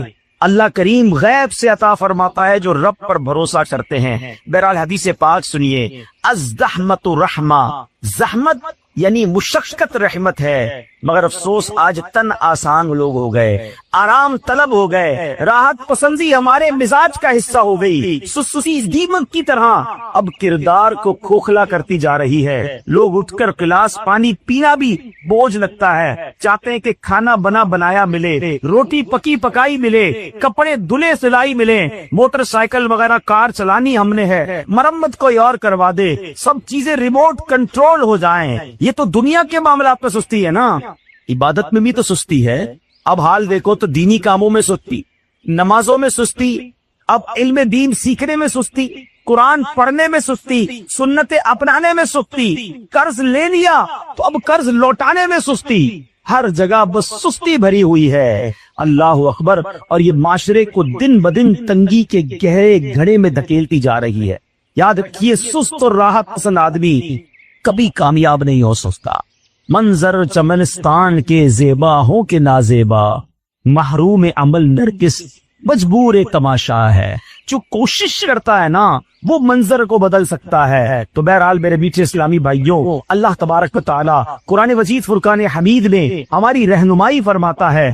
آج دیکھیں نمازوں کے اوقات میں بھی لوگ سستی کا مظاہرہ کرتے نظر آتے ہیں، حالانکہ اگر اسلام کو دیکھیں تو کتنا ڈسپلن کا درس دیتا ہے۔ لوگ کہتے ہیں ٹائم مینجمنٹ ہونی چاہیے، ٹائم کی پابندی ہونی چاہیے۔ ارے آؤ میرے سامنے، میں آپ کو بتاتا ہوں کہ دنیا میں جتنی شاندار ٹائم کی پابندی اسلام سکھاتا ہے۔ ارے جب وقت ہوتا ہے تو اذان ہوتی ہے، جماعت کا وقت ہوتا ہے تو جماعت کھڑی ہو جاتی ہے۔ میں نے دنیا کے کئی ملکوں کا سفر کیا ہے، لوگ مثالیں دیتے ہیں، جناب فلاں ملک کی ٹرینیں 1 منٹ بھی لیٹ نہیں ہوتی ہیں، فلائٹیں بالکل ٹائم پہ جاتی ہیں، لوگ بڑے ٹائم کے پابند ہیں۔ ہمارے وطن میں لوگ پابند نہیں ہیں۔ ارے تمہیں غیر مسلموں کے ٹائم کو دیکھ کر ٹائم کی اہمیت کا اندازہ ہوتا ہے؟ آؤ میں بتاتا ہوں ہمارا اسلام۔ آج دنیا میں ہزاروں لاکھوں مسجدیں ہیں، بارش ہو، طوفان ہو، سیلاب آ جائے، جب اذان کا وقت ہوتا ہے مؤذن اذان دیتا ہے، اللہ اکبر اللہ اکبر۔ بتائیں کون سی مسجد ہے جو جماعت لیٹ ہوتی ہے؟ ارے دنیا کے بڑے بڑے سسٹم لوگوں نے بنائے، ہمیں پتا ہے جناب۔ کئی بار ایسا ہوتا ہے جہاز میں بیٹھ جاتے ہیں، موسم خراب ہے، جہاز نہیں اڑ سکے گا، ٹرین میں فلاں پرابلم ہو گیا ہے، ہماری مسجد میں جماعت ٹائم سے کھڑی ہو جاتی ہے۔ جب افطار کا وقت ہوتا ہے، لاکھوں مسلمان نہ 1 منٹ پہلے روزہ افطار کرتے ہیں۔ یہ کیسا اسلام کا ٹائم مینجمنٹ کا درس ہے کہ جب وقت ہوتا ہے مسلمان اپنا روزہ افطار کرتے ہیں، سحری کا وقت ہوتا ہے 1 منٹ پہلے تک تو کھا رہے ہوتے ہیں، مگر جیسے ہی وقت ختم ہوتا ہے کروڑوں ہاتھ رک جاتے ہیں۔ یہ کیسا شاندار ٹائم مینجمنٹ ہے۔ مسئلہ یہ ہے اسلام تو ٹائم مینجمنٹ سکھاتا ہے، مگر ہم نے اپنی زندگی میں ٹائم مینجمنٹ نہیں سیکھی، ہم نے وقت کا استعمال اور ڈسپلن نہیں سیکھا۔ حالانکہ قرآن فرماتا ہے، اللہ تبارک و تعالیٰ پارہ نمبر 5 سورہ نساء آیت نمبر 103 میں ارشاد فرماتا، 103 نمبر آیت ہے، بسم اللہ الرحمن الرحیم، ان الصلاة كانت على المؤمنین کتابا موقوتا۔ ترجمہ کنز ایمان، بے شک نماز مسلمانوں پر وقت باندھا ہوا فرض ہے۔ معلوم ہوا کہ ہر نماز کا ایک خاص وقت مقرر ہے جس کا خیال رکھنا لازمی و ضروری ہے۔ جو لوگ وقت کا خیال نہیں رکھتے، سستی اختیار کرتے ہیں، غور کریں کہ پھر وہ اللہ کی بارگاہ میں کیسے جواب دیں گے۔ اور جن لوگوں کو سستی کی عادت ہے، قرآن ان کے بارے میں کیا فرماتا ہے؟ سورہ نساء آیت نمبر 142 میں ارشاد ہوتا ہے، بسم اللہ الرحمن الرحیم، وَإِذَا قَامُوا إِلَى الصَّلَاةِ قَامُوا كُسَالَى يُرَاءُونَ النَّاسَ۔ ترجمہ کنز ایمان، اور جب نماز کو کھڑے ہو تو ہارے جی سے لوگوں کا دکھاوا کرتے۔ اب اس آیت کے تحت تفسیر قرآن صراط الجنان 2 جلد کے صفحہ نمبر 335 پر کیا لکھا؟ منافقوں کی علامت یہ ہے کہ جب مومنین کے ساتھ نماز کے لیے کھڑے ہوتے ہیں تو مرے دل اور سستی کے ساتھ کھڑے ہوتے ہیں، کیونکہ ان کے دلوں میں ایمان تو ہے نہیں جس سے عبادت کا ذوق اور بندگی کا لطف انہیں حاصل ہو سکے، محض لوگوں کو دکھانے کے لیے نماز پڑھتے ہیں۔ اس سے معلوم ہوا کہ نماز میں سستی کرنا منافقوں کی علامت ہے۔ نماز نہ پڑھنا یا صرف لوگوں کے سامنے پڑھنا، چھت کے تنہائی میں نہ پڑھنا، یا لوگوں کے سامنے خشوع و خضوع سے اور تنہائی میں جلدی جلدی پڑھنا، یا نماز میں ادھر ادھر خیال لے جانا، دل جمعی کے لیے کوشش نہ کرنا وغیرہ، سب سستی کی علامتیں۔ اب غور کریں، ایسے بھی لوگ ہوتے ہیں بول تو نماز نہیں پڑھتے، پڑھتے ہیں تو سستی کے ساتھ، کھڑے ہوتے تو مرے دل کے ساتھ۔ فرمایا یہ منافقین کی نشان۔ اللہ پاک اپنی بارگاہ میں حاضری کا شرف بھی دے اور خشوع و خضوع کے ساتھ دے۔ آپ پتہ ہے نماز میں ہم کس کی بارگاہ میں جاتے ہیں؟ اللہ کی بارگاہ میں۔ آپ کو کوئی بڑا منسٹر بلائے، کوئی بڑا افسر بلائے، کوئی بڑی جگہ پر جانا ہو تو کیسی تیاری ہوتی ہے؟ ارے یار فلاں نے بلایا ہے، ہاں اس سے ملاقات، کبھی اس کے پاس جا کر کبھی ادھر دیکھنا ادھر دیکھنا، خیال کہیں اور نہیں ہوتا، فوکس ہوتا ہے کہ یار آج اپنی فائل پیش کروں گا، مسئلہ حل کرواؤں گا۔ اللہ کی بارگاہ میں آتے ہو دھیان کہیں اور ہوتا ہے۔ اچھا پھر مسجد میں آنے کا حال بھی بڑا برا ہے، کام کاج سے اٹھے جیسے کپڑے ویسے ہی آ گئے، منہ سے بدبو آ رہی، پسینہ نکل رہا ہے۔ اللہ کے گھر میں اس طرح آتا ہے کوئی؟ اچھا ہم کبھی دعوت میں جاتے ہیں، کپڑے تیار کر کے خوشبو لگا کر، گھر والوں کو بھی کہتے ہیں فلاں کپڑے نکالنا بھائی، فلاں جگہ پر بڑی دعوت میں جانا ہے۔ دنیا والوں کے پاس جاؤ تو تیار ہو کر، اللہ کی بارگاہ میں مسجد میں اللہ کے گھر میں آؤ تو جیسی حالت ہے ویسی نہیں۔ میرے بیچ اسلام مسجد کا اکرام کریں، مسجد کی عزت کریں، اور یاد رکھیے جو نماز کی تعظیم کرتا ہے، خوشبو لگاتا ہے، صاف کپڑے پہنتا ہے، اللہ کی بارگاہ میں اچھے طریقے سے حاضری دیتا ہے، پھر رب کریم بھی اسے خوب نوازتا ہے۔ تو مسجد کا ادب کریں، مسجد کو آرڈنری نہ سمجھیں۔ مسجد میں ایک تنکا جو کچرے کا گراتا ہے نا، وہ ایسے ہی مسجد کو تکلیف ہوتی ہے جیسے اگر ہماری آنکھ میں کوئی تنکا گرا دے۔ مگر یہاں لوگ مسجدوں میں فضول باتیں کرتے ہیں، شور شرابہ کرتے ہیں، ہنسی مذاق نہ کریں۔ مسجد میں ہنسنا قبر میں اندھیرا لاتا ہے۔ مسجد میں تو ہم قبر روشن کرنے آتے ہیں نا، مسجد میں فضول بات نیکیوں کو اس طرح کھا جاتی ہے، روایت کے مضمون ہے جس طرح آگ لکڑی کو کھا جاتا ہے۔ تو پتہ چلا مسجد میں آئے تو نیکیاں کمانے تھے، فضول باتیں کی تو نیکیاں بھی چلی گئی، ہنسی مذاق کیا تو قبر بھی اللہ نہ کرے تاریک نہ ہو جائے۔ تو بہرحال اللہ کرے کہ ہم نماز کی سستی دور کریں اور نیت کریں کہ انشاءاللہ آج کے بعد ہماری کوئی نماز قضا نہیں ہوگی، اور نماز کو سعادت سمجھیں۔ ہاں مسجد جن کے پاس ہے نا، اس میں آنا سعادت سمجھو، یہ نہ کہو کہ میں مسجد نہیں جاتا۔ اگر نہیں جاتے تو توبہ کرو کہ تمہیں بلایا نہیں جاتا۔ کبھی کسی کے گھر بغیر اجازت جا سکتے ہیں؟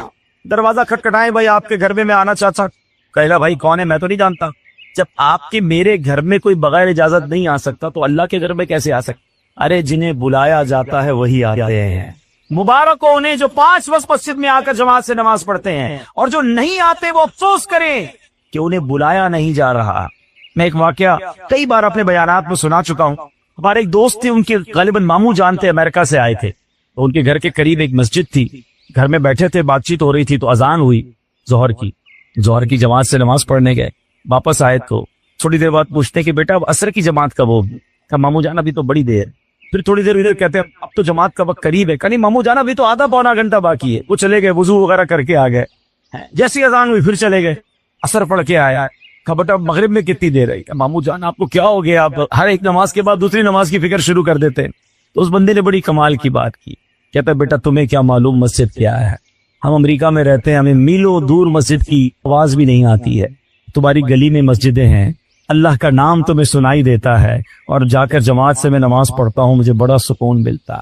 تو اگر جن کے پاس مسجدیں ہیں انہیں وہ شکر ادا کریں۔ آپ کو پتا ہے the best part on earth، زمین پر اللہ کے نزدیک سب سے بہترین ٹکڑا کیا ہے؟ زمین پر اللہ کے نزدیک زمین کا بہترین ٹکڑا مسجد ہے۔ تو جہاں مسجد ہوتی ہے وہاں رحمتوں کا نزول ہوتا ہے۔ کر جوانی میں عبادت کاہلی اچھی نہیں، جب بڑھاپا آ گیا پھر بات بن پڑتی نہیں، ہے بڑھاپا بھی غنیمت جب جوانی ہو چکی، یہ بڑھاپا بھی نہ ہوگا موت جس دم آ گئی۔ اللہ کرے کہ زندگی کا صحیح استعمال ہم کرنا شروع کر دیں۔ یہ جو سستی ہے نا، طبیعت میں سستی، ہر کام ڈیلے ہی کرنا ہے، لیٹ ہی کرنا ہے، اس کو ختم کریں۔ یہ آپ کو 2-3 حدیثیں سناتا۔ نبی پاک علیہ الصلوۃ والسلام فرماتے ہیں، بخاری شریف کی حدیث ہے اور حدیث نمبر ہے 6223۔ اللہ کے حبیب فرماتے ہیں ان اللہ یحب العطاس ویکرہ التثاؤب، فرمایا کہ بے شک اللہ پاک چھینک کو پسند فرماتا ہے اور جماہی کو ناپسند فرماتا ہے۔ اچھا اس کی تحت علماء نے کیا لکھا علامہ عبدالرؤف مناوی رحمۃ اللہ تعالی علیہ اس کی وجہ بیان کرتے ہیں، فرماتے جمائی زیادہ کھانے سے ہوتی ہے اور یہ سستی کی علامت ہے، اس لیے اللہ پاک اس کو ناپسند فرماتا ہے۔ معلوم ہوا کہ اللہ اور اس کے پیارے حبیب صلی اللہ تعالی علیہ وسلم سستی کی علامات کو بھی پسند نہیں فرماتے، انسان چست ہونا چاہیے، ایکٹیو۔ ایک اور حدیث پاک سنیں، مدینے کے تاجدار صلی اللہ تعالی وسلم نے فرمایا کہ مجھے اپنی امت کے متعلق 4 چیزوں سے خوف کا اظہار کیا۔ پیارے آقا علیہ الصلوۃ والسلام نے اپنی امت کے متعلق 4 چیزوں سے متعلق خوف کا اظہار کیا، فرمایا اخشا ما خشیت علی امتی، مجھے اپنی امت کے معاملے میں جن باتوں کا زیادہ خوف ہے وہ یہ ہیں، نمبر 1 کبر البطن، پیٹ کا بڑا ہونا۔ یہ قدرتی طور پر موٹاپے کو برا نہیں کہا گیا، بلکہ کھانا کھا کھا کے جو اپنی صحت تو بڑھا دیتے ہیں، پھر سست ہو جاتے، فرمایا اس پر نبی پاک نے سے ناپسند فرمایا، خوف فرمایا۔ مداومۃ النوم، زیادہ سونا، الکسل، سستی، وضعف الیقین، اور یقین کی کمزوری۔ یہ 4 چیزوں کے بارے میں نبی پاک علیہ الصلوۃ والسلام فرماتے ہیں مجھے اپنی امت پر خوف ہے یہ 4 چیزوں میں مبتلا نہ ہو جائے۔ اب یہ بتائیں کتنا حال ایسا برا ہو گیا۔ زندگی کا مقصد ہی کھانا پینا ہی ہونا کیا چاہیے کہ جینے کے لیے کھانا چاہیے، مگر کچھ لوگ وہ ہیں جو کھانے کے لیے جی رہے ہیں، بس صبح و شام ایک ہی کام، سوچنا بھی یہی ہے۔ نہیں جناب، اگر واقعی زندگی مضبوط گزارنی ہے نا، صحت مند گزارنی ہے، تو کلام کریں، قلیل طعام کریں اور قلیل منام کریں، کم سوئیں، کم کھائیں اور کم بولیں، آپ زندگی پرسکون کر دیں گے۔ لیکن ان تینوں چیزوں میں ہم آگے ہیں، بولنا بھی اتنا ہے کہ چپ نہیں ہونا، کھانا اتنا ہے کہ جناب آپ اپنی صحت کا بیڑا غرق کر لیا، اور سوتے تو پھر اٹھتے نہیں ہیں۔ ایسا نہ، تھوڑی سی زندگی ہے۔ آپ نے دیکھیں کچھ بڑے بڑے علماء کے بارے میں آپ پڑھتے ہیں، مفتیان کرام کے بارے میں پڑھتے ہیں، اتنی کتابیں لکھ لی، کتنی حدیثیں یاد کر لی، لاکھوں حدیثیں یاد تھی۔ دنیاوی لوگوں کو دیکھیں تو بڑی بڑی ایجادات لوگوں نے کر لی، اتنا بڑا کام دنیا میں کر لیا۔ کیسے کر لیا؟ ہمارا دن 24 گھنٹے کا، ان کا دن 48 گھنٹے کا تھا، ان کے پاس بھی وہی 24 گھنٹے ہیں، ہاں ان کے پاس بھی وہی 60-70 سال کی ایوریج لائف تھی، وہ 300-400 سال زندہ نہیں رہے دنیا میں، مگر اتنا بڑا کام کیسے کر گئے؟ انہوں نے زندگی کو استعمال کیا، اپنے گھنٹوں کو صحیح استعمال کیا، اپنے ٹائم کو صحیح مینج کیا، ہماری طرف فضول ٹائم نہیں گزارا۔ اور ایک جملہ یاد کر لو میرے نوجوانوں بیٹھے یہاں پر، کہ دسترخوان پر ہی صحت بنتی ہے، دسترخوان پر ہی صحت بگڑتی ہے۔ آپ کی مرضی ہے کہ آپ کھانے کے دسترخوان پر بیٹھ کر صحت بگاڑ لیں، یہ صحت بنا لیں۔ اگر آپ سلیکٹڈ صحیح طریقے سے خوراک لیں گے، آپ دیر تک چلتے رہیں گے، آپ بیماریوں سے بچے رہیں گے۔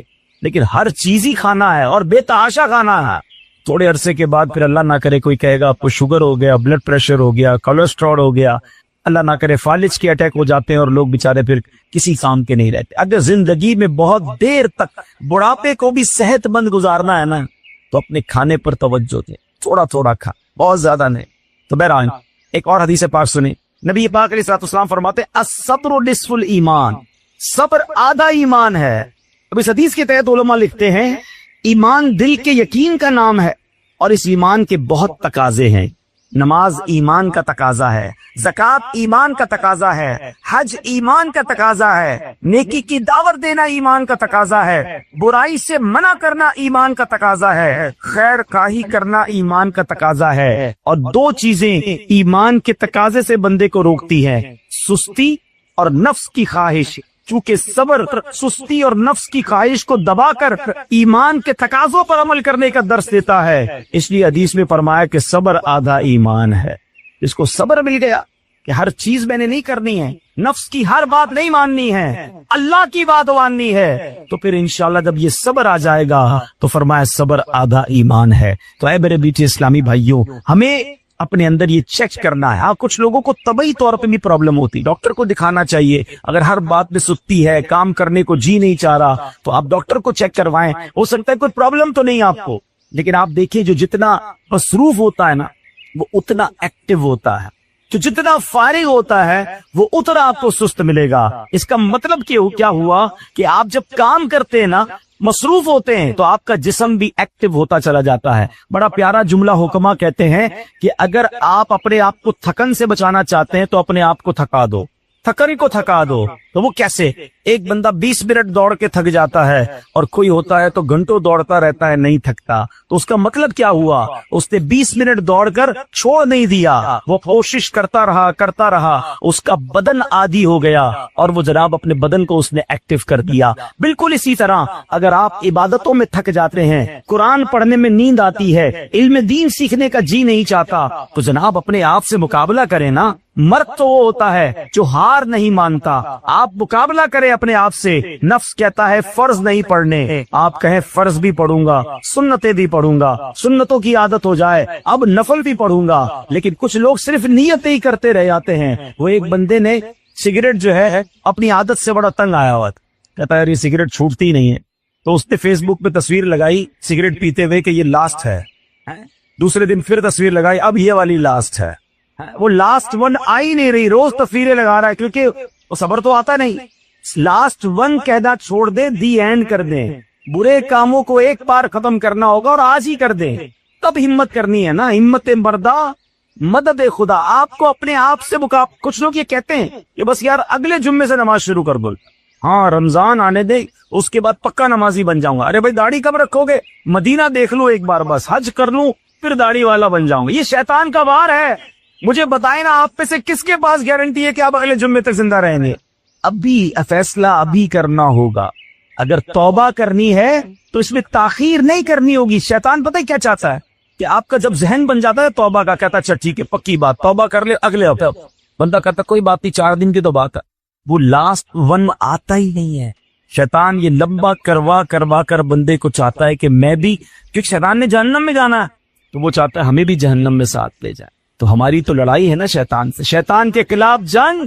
تو جو برائی ہے, جھوٹ بولنے والا کوئی اگر بیٹھا ہے, معاذ اللہ حرام کمانے والا بیٹھا ہے, حرام دیکھنے والا بیٹھا, ماں باپ کو ستانے والا بیٹھا, جو مجھے سن رہا ہے ایک وقت میں توبہ کرنی ہے. توبہ پارشل نہیں ہوتی کہ آج تھوڑے گناہ چھوڑوں کل تھوڑے گناہ چھوڑوں, نہیں, کل تک زندہ ہی نہ رہا تو ایک بار ہمت کرنی ہوگی. اچھا بعض اوقات ہم یہ سمجھ رہے ہوتے ہیں کہ یار یہ گناہ اگر جو ہے وہ چھوڑ دیں گے تو زندگی تو بیکار ہو جائے گی, ٹیسٹ ہی نہیں رہے گا. دوستوں میں جو برائیاں ہم کر رہے ہیں, معاذ اللہ جو شراب پی رہا ہے یا جوا کھیل رہا ہے یا فلمیں ڈرامے دیکھ رہا ہے, اس کو لگتا ہے چھوڑوں گا تو زندگی بیکار ہو جائے گی, رونق ہی ختم ہو جائے گی.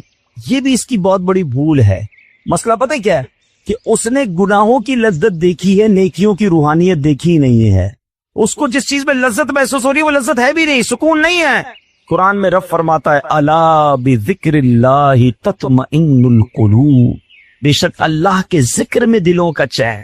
ٹھیک ہے, تو اب مسئلہ کیا ہے, گناہ چھوڑتے وقت یہ خیال آ رہا ہوتا کہ یار مجھے تو بغیر فلم دیکھے رات نیند ہی نہیں آتی. اب یہ مولانا صاحب کہہ رہے ہیں آج ہی توبہ کر لو, پھر آج رات کیسے سوؤں گا؟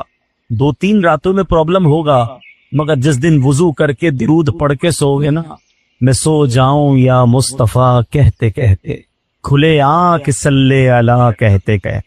اس بات پہ اس مثال سے سمجھیے کہ ایک دوست تھا, 2 دوست تھے. اس کا ایک دوست تھا وہ ہمیشہ دال ہی کھاتا تھا, سبزی کھاتا. اس کو کہتا ہے کبھی تو چکن کھا لیا کرو, کبھی تو مٹن کھا لو. کہتا نہیں, زندگی کا مزہ ہی سبزی میں. وہ کہتا عجیب آدمی ہے. ایک دن دوستوں نے پلان کیا کہ پکڑ کے اس کو آج کوئی نہ کوئی طریقے سے مرغی کھلانی ہے. اس دوست کو پکڑا اور اس کے منہ میں زبردستی مرغی کے 2-3 نوالے ڈال دیے. جب اس نے کھایا تو اس نے کہا ارے اتنا لذیذ ہوتا ہے گوشت, زندگی میں کبھی نہیں کھایا تھا. اس نے دال سبزی کو کیا سائڈ پہ, اب روز گوشت کھانے لگا. اب مسئلہ یہ ہے کہ جس سے گناہ دیکھے نا, گناہوں والی لائف گزاری ہے, اس نے جناب اس گناہ کا ہی مزہ چکھا ہے. اس کو یہ پتہ ہی نہیں ہے کہ یاد رسول میں رات گزارنے کا لطف کیا ہے, سجدے تہجد میں اٹھ کر سجدے کا لطف کیا ہے, اللہ کی بارگاہ میں ہاتھ اٹھا کر دعا مانگ کر رونے کا لطف کیا ہے, پیارے آقا اور مدینے کی یاد میں تڑپنے کا لطف کیا ہے. اس کو ایسا لگتا ہے جناب یہ گناہ چلے گئے تو زندگی بے لطف ہو جائے گی. نہیں جناب, جب آپ اللہ اور اس کے رسول کی یاد کی طرف آئیں گے تو اصل زندگی کا لطف آنا شروع ہو جائے. تو بس ہمیں آج اس گناہ کی جو توبہ ہے, توبہ کی سستی کو بھی دور کرنا ہے اور اپنے اندر چستی لانی ہے. بہرحال اللہ کرے کہ یہ ذہن بن جائے کہ ہم نے دنیا سے جانا ہے. کچھ لوگ ملتے ہیں, ہم پوچھتے کیا کرتے, کچھ بھی نہیں, ٹائم پاس کر رہا. مسلمان کیسے ٹائم پاس کر سکتا ہے بھائی؟ اس نے اسی زندگی کے اندر آخرت کی تیاری کرنی ہے. اور اللہ پاک نے نیکیاں کمانا بڑا آسان رکھا ہے. اگر جس کا ذہن بن جائے نا تو وہ روزانہ بہت ساری نیکیاں کما سکتا ہے. اور آپ کو پتہ ہے جب قیامت کا دن ہوگا, آقا علیہ السلام کی حدیث پاک میں جس کا مضمون ہے کہ مرنے کے بعد نیک لوگ بھی پچھتائیں گے, گناہگار بھی پچھتائیں گے. عرض کی کہ حضور گناہگار پچھتائیں گے, یہ تو سمجھ آتا ہے, گناہ کیے ہوں گے، نیک کیوں پچھتائیں گے؟ ارشاد ہوتا ہے نیک اس لیے پچھتائیں گے کہ انہیں یہ احساس ہوگا کہ جو ہم نے فضول وقت ضائع کیا تھا، اگر اس وقت بھی اللہ رسول کا ذکر کر لیتے تو اور نیکیاں کماتے۔ آپ کو پتہ ہے قیامت کے دن کیا ہو؟ جب اعمال نامے تولے جائیں گے تو بیٹا باپ کے پاس آئے گا، ماں کے پاس آئے گا کہ ماں میرے اعمال نامے تولے جا رہے، ایک نیکی کم پڑ گئی ہے، ماں مجھے ایک نیکی دے دے۔ مگر ماں کہے گی بیٹا آج میں تیری کوئی مدد نہیں کر سکتا۔ باپ بیٹے سے کہے گا بیٹا میرا ایک گناہ لے لے تاکہ کچھ گناہ کم ہو تو میرا اعمال نامہ جو تولا جا رہا ہے وہ لیول گناہ کا کم ہو جائے۔ وہ باپ جس نے بیٹے کے لیے بڑی خدمتیں کی ہوں گی، بیٹا باپ سے کہے گا آج میں آپ کی کوئی مدد نہیں کر سکتا۔ اس کا مطلب سمجھو کہ اس دن ایک ایک نیکی کتنی قیمتی ہوگی۔ آج نفل چھوڑ دیتے ہیں، آج سنت غیر موقدہ چھوڑ دیتے ہیں، آج درود پاک کی تسبیح پڑھنا چھوڑ دیتے ہیں، لوگ کہتے ہیں یار تھوڑی دیر بیان میں بیٹھے ٹائم نہیں، یہ ساری نیکیاں قیامت کے دن یاد آئیں گی۔ یار 2 نفل اور پڑھ لیتا، ایک بار درود پاک اور پڑھ لیتا اور نامہ اعمال پر ایک نیکی آ جاتی۔ تو کیسے کوئی کہتا ہے میں فارغ ہوں؟ کیسے آپ کہتے ہیں جناب ٹائم پاس کر رہا ہوں؟ ایک ایک سانس کی ویلیو ہے، خدا کی قسم مرنے کے بعد یاد آئے گا۔ اگر اللہ نے زندگی دی ہے نا، جب تک سانسیں ہیں ہم نیکیاں کر سکتے ہیں، مرنے کے بعد تھوڑی کر سکیں گے۔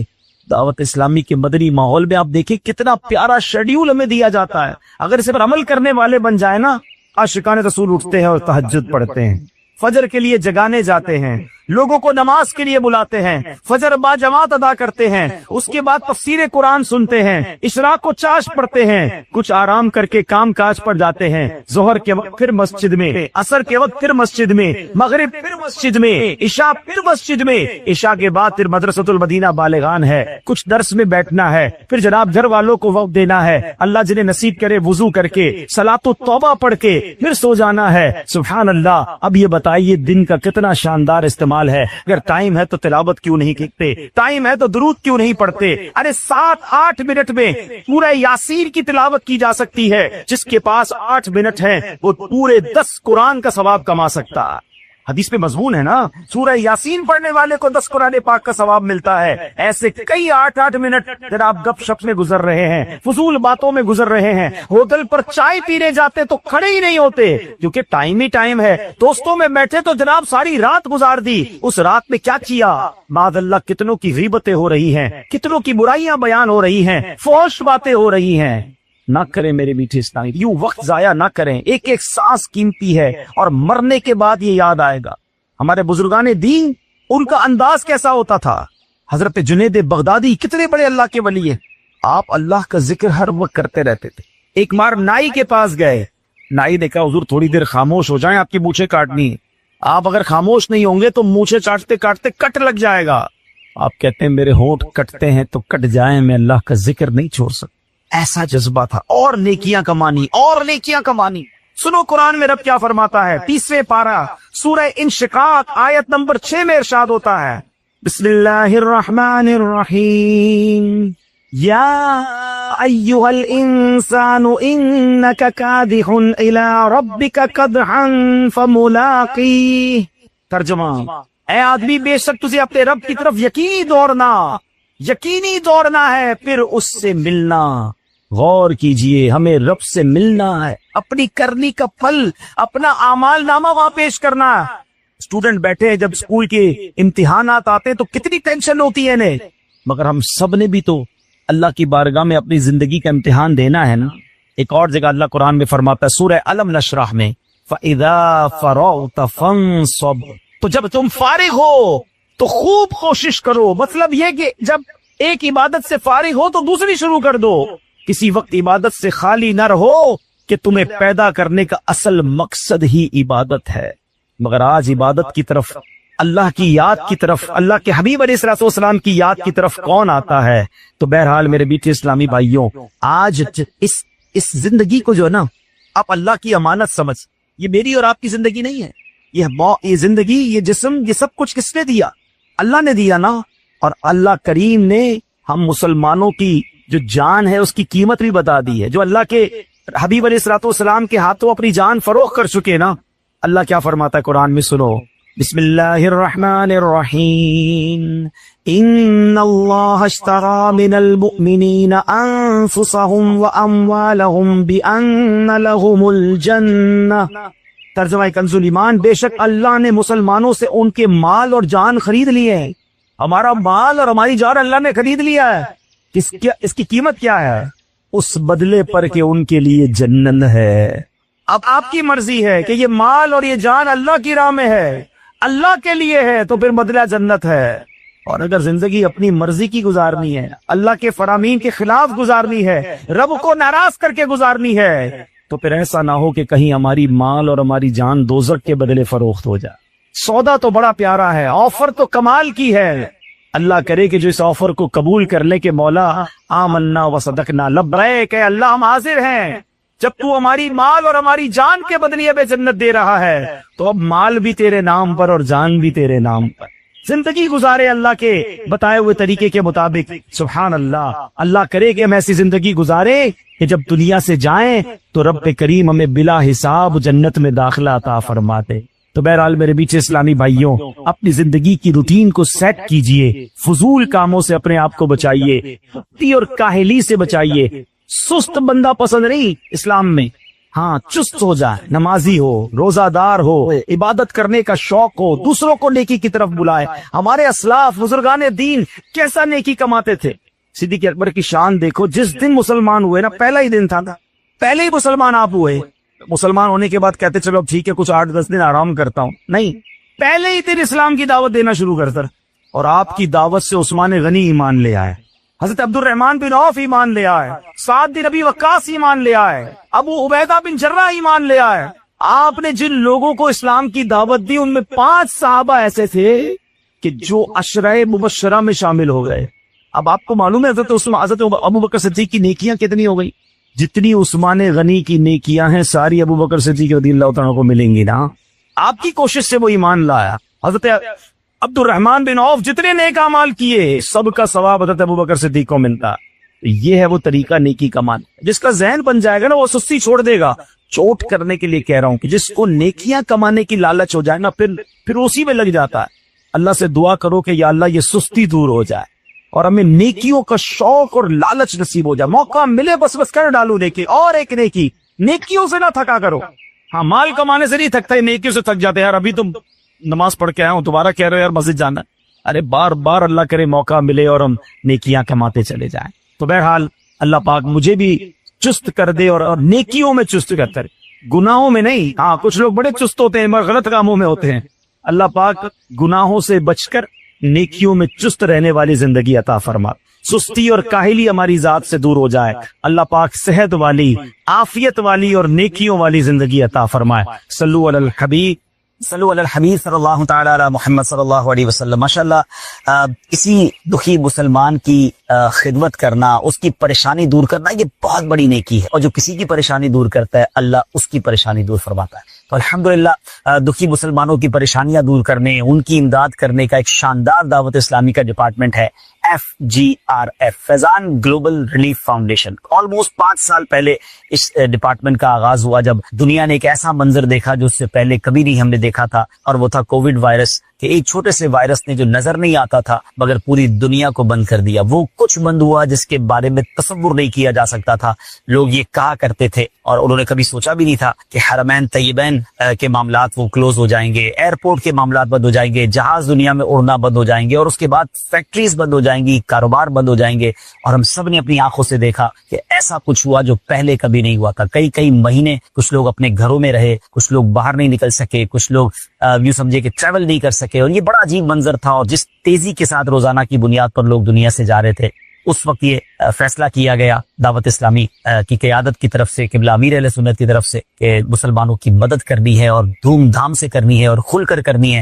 حالانکہ مجھے یاد ہے یہ وہ دن تھے جب رجب کا مہینہ تھا، اور رجب، شعبان، رمضان یہ دعوت اسلامی کے اپنے ڈونیشن جمع کرنے کا وقت ہوتا ہے. ظاہر ہر مذہبی تنظیم چاہتی ہے کہ رمضان میں اتنا ڈونیشن جمع کیا جائے کہ پورا سال اس کے کام آسان ہو جائیں. مگر سبحان اللہ، ایک دکھی مسلمانوں کے لیے ایسا ان کے دکھ درد میں اور ہمدردی والا دل رکھنے والی امیر اہل سنت جیسی شخصیت نے یہ اعلان اعلان کیا اور پھر ماشاءاللہ دنیا نے دیکھا کہ وہ کچھ کیا دعوت اسلامی نے جو آج تک لوگ حیران ہیں کہ اتنے ہزاروں لوگوں کو ایسے وائرس میں کیسے گھروں سے نکال کر خون دینے کے لیے تھیلیسیمیا کے مریض بچوں کے لیے بھیجا اور کروڑوں اربوں روپے کی امداد شروع ہوئی اور پھر یہ سلسلہ چلتا ہی چلا گیا. اور یقیناً یہ بات یاد رہے کہ دعوت اسلامی نے باقاعدہ ڈپارٹمنٹ بنا کر یہ کام تو 2020 میں 19 میں شروع کیا, مگر اس سے پہلے دعوت اسلامی مختلف مصیبتوں کے موقعوں پر, پریشانیوں کے موقعوں پر اپنا نیٹ ورک یوز کرتی رہی ہے. لیکن ماشاءاللہ اس کے بعد تو پھر یہ کہانی ایسی آگے بڑھی کہ اس کے پیچھے کہانی یہ نکلی کہ دعوت اسلامی چونکہ 150 ملکوں میں موجود ہے اور دعوت اسلامی کا اتنا زبردست نیٹ ورک ہے تو اس پورے نیٹ ورک کو یوز کیا گیا. اور صرف کووڈ کے زمانے میں نہیں, یقیناً کووڈ کے زمانے میں بھی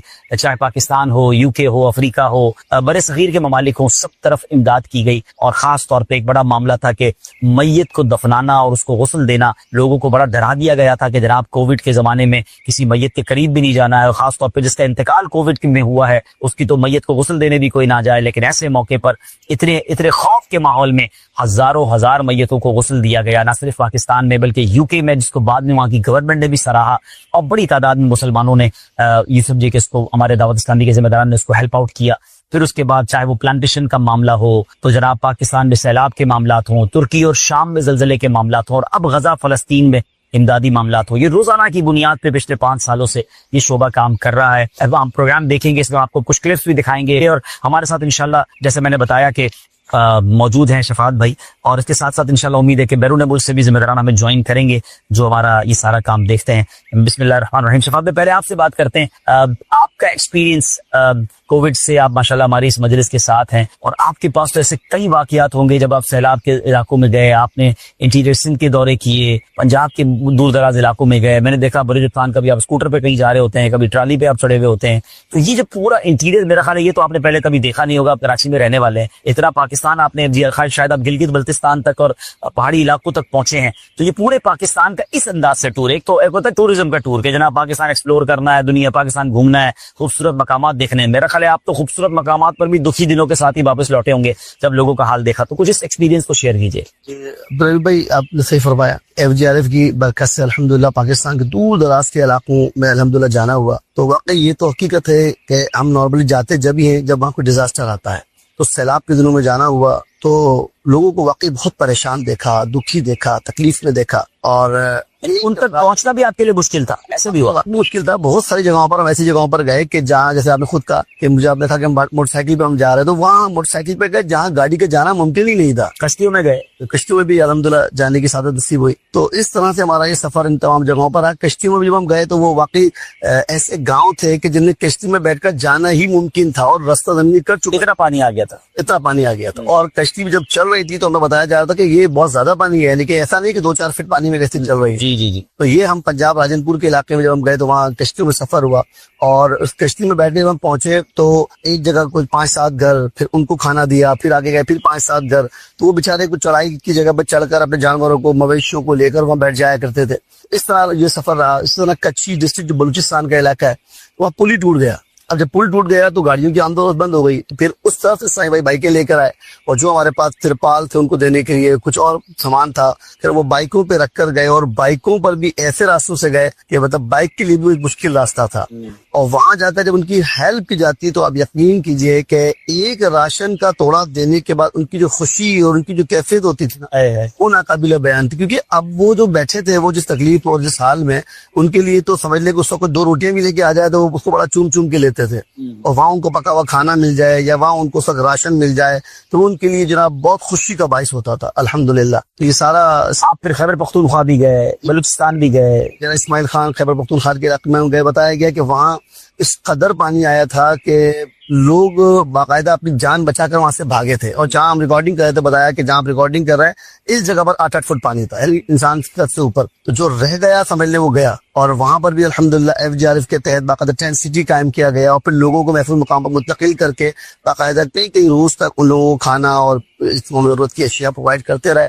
اس کے ساتھ ساتھ پورے پاکستان میں ہم نے کوئی 15-20 ٹینٹ سٹیز قائم کی, ٹھیک ہے, پورے پاکستان میں. اور پھر وہاں ان لوگوں کو لا کے ہم نے عارضی شیلٹر دیا, اور پھر اس شیلٹر میں وہ رہے, اور وہاں ان کا سارا کھانا پینا ضرورت کی اشیاء الحمدللہ FGRF ان کی پوری کرتی رہی. اس سلسلہ جی امیر, آپ نے بھی ٹینٹ سٹی کو کافی لک آفٹر کیا تھا جب کراچی میں ٹینٹ سٹی لگی تھی, کراچی کے اطراف میں لگایا تو ہزاروں کی تعداد میں سندھ کے لوگ آئے اور کروڑوں روپے آپ نے خرچ کیے. تو اس ٹینٹ سٹی کا آپ کا کوئی ایکسپیرینس؟ سب میں ہے یہی کہ وہ بتا نا آپ نے ایک وہ بات ان دنوں میں کہتے تھے کہ غریب ہونے میں دیر نہیں لگتی ہے. واقعی وہ جو اپنی حالات بتاتے تھے کہ جس حال میں وہ وہاں تھے اور یہاں لوگوں کو دینے والے تھے. اور جہاں پر جس قصبہ پرسی میں ان کا سارا وہ معاملہ ہوا, پھر جب یہ کہ ان کو ہیلپ دی جاتی تھی تو فیل تو بہت ہوتا تھا کہ یار کیسے ہم لیں, لیکن الحمدللہ جب یہ ایک ماحول بنا اور پھر وہاں پر چونکہ دعوت اسلامی کا جو کام ہے نا عبداللہ بھائی, وہ صرف کھانا کھلانا یہ صرف معاملہ نہیں ہوتا ہے, بلکہ وہاں پر جو ہمارے ذمہ داران ہیں انہوں نے کوشش کی کہ وہ جو فارغ وقت ہے, یعنی ان کی تو وہاں دکانیں بھی کھیت بھی سب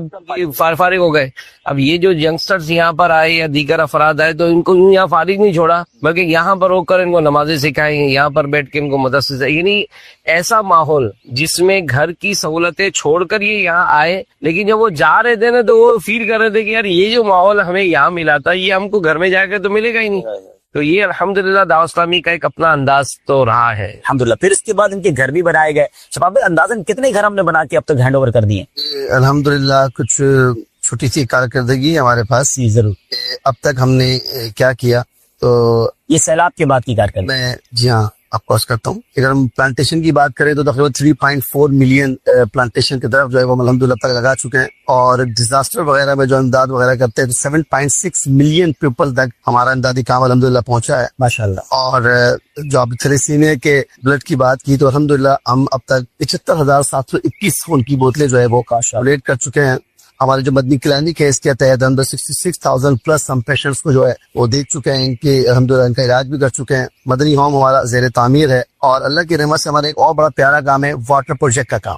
اس پہ الحمدللہ اب تک ہم 5,300 واٹر پروجیکٹ لگا چکے ہیں.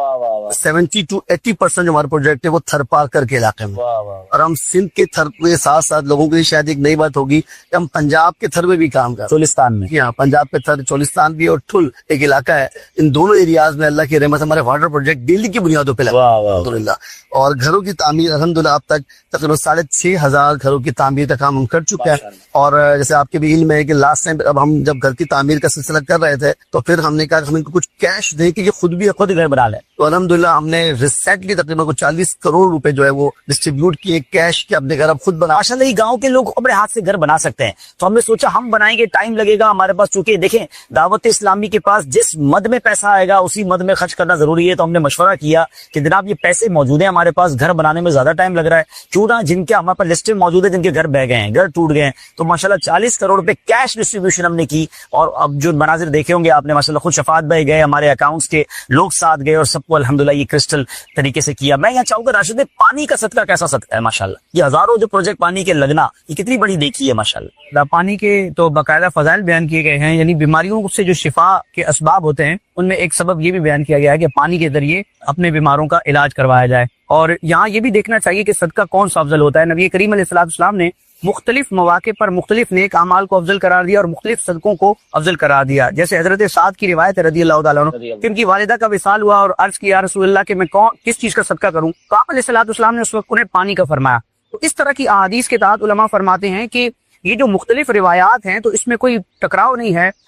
اس تمام کا خلاصہ یہ ہے کہ جس زمانے میں مسلمانوں کو جس چیز کی حاجت ہو اس کا صدقہ کرنا افضل ہوتا ہے. اب جیسے کہ شفاعت بھائی نے بیان فرمایا کہ جب پانی کی حاجت ہے, اناج کی حاجت ہے, گھر دلا کے دینے کی حاجت ہے, تو مسلمانوں کی موجودہ ضرورت کو دیکھیں گے, جو ضرورت ہوگی اس کے مطابق ہی ہم صدقات نافلہ کی ترغیب دلائیں گے. موبائل پانی کے کچھ پروجیکٹس بھی آپ اسکرین پر دیکھ رہے ہیں. موبائل کلینک کا بھی تو ہے کام تو ماشاءاللہ بہت سارے, پوری موبائل کلینک, اور موبائل کلینک جہاں جا رہی ہے کراچی میں یا دور دراز علاقوں میں, وہاں علاج بھی ہم فری کر رہے ہیں. ٹوٹلی ہزاروں لوگوں کا علاج یہ فری کرتی چلی جا رہی ہے, اور ہم بیچتے ہیں ان علاقوں میں کہ جو غریب علاقے ہیں تاکہ لوگ آئیں اور ان کا علاج ہو. آئیے ناظرین, جو شفاعت بھائی نے بات کی میں کچھ مناظر دکھانا چاہتا ہوں, اور میں چاہوں گا کہ ہمارے یہ جو بلوچستان میں کلپ نمبر جو 7 ہے ہمارے لسٹ میں, ذرا وہ پلے کیجیے گا کہ اس طرح وہ راشن ڈسٹریبیوشن, اور یہ ریسنٹلی ہوئی ہے. آئیے کچھ مناظر دکھاتے ہیں. دعوت اسلام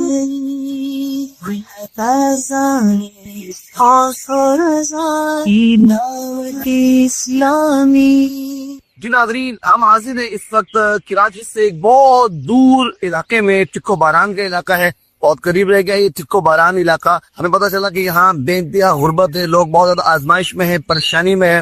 الحمدللہ FGRF کی جانب سے ان تمام لوگوں کے لیے تقریباً اپروکسیمیٹلی 514 راشن ہم نے یہاں پہنچا دیے ہیں, اور الحمدللہ ان کے لیے بہت سارے گرم کپڑے وغیرہ یہاں پر پہنچا دیے گئے ہیں. اور انشاءاللہ عز و جل ساتھ ساتھ ہماری میڈیکل وین بھی جو ہے وہ چل رہی ہے, اور وہاں لوگوں کو میڈیسن کی بہت زیادہ ضرورت ہے.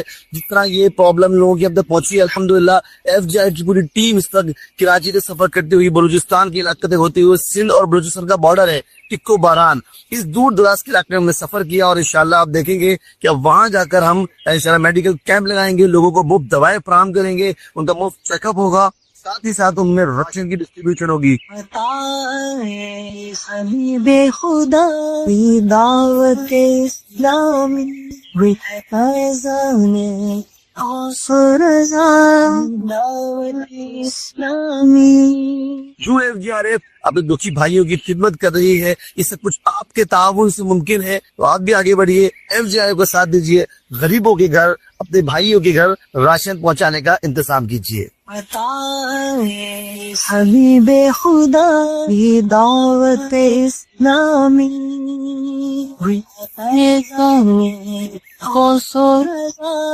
دعوت اسلامی. جی آپ یہ دیکھ رہے ہیں ناظرین کہ دور دراز علاقوں میں نہ صرف راشن بلکہ یہ موبائل ہیلتھ کیئر بھی یونٹ ساتھ لے کے گئے تھے آپ ماشاءاللہ. جی وہاں تو بہت خوش ہوئے ہوں گے لوگ, بہت خوش ہوئے. اور ہمارے پراپر ڈاکٹرز ہوتے ہیں, دوائیں سب فری, تمام دوائیں فری. ڈاکٹر ہمارے الحمدللہ ساتھ گئے یہاں سے اور چیک اپ کیا, لوگوں کو دوائیں دی. ایک تعداد مطلب گاؤں میں جب پتہ چلا کہ جناب ان کی موبائل وین بھی آئی ہے اور مفت علاج بھی کیا جا رہا ہے, تو ماشاءاللہ وہ بڑی تعداد آ گئی ہمارے پاس ماشاءاللہ. اور سب اور یہ مسلسل وین آپ کی یوز میں جاری ہے ہر طرف, الحمدللہ. کراچی میں بھی اور مختلف علاقوں میں. کراچی میں تو ہمارا ایک پورا اسکیجول بنا ہوا ہے, یہ ہفتے میں 3 دن ہماری وین 4 دن جو ہے وہ مختلف علاقوں میں جاتی ہے, اور وہاں پر مفت علاج کیا جاتا ہے. اور ساتھ ساتھ جب ہمارا سفر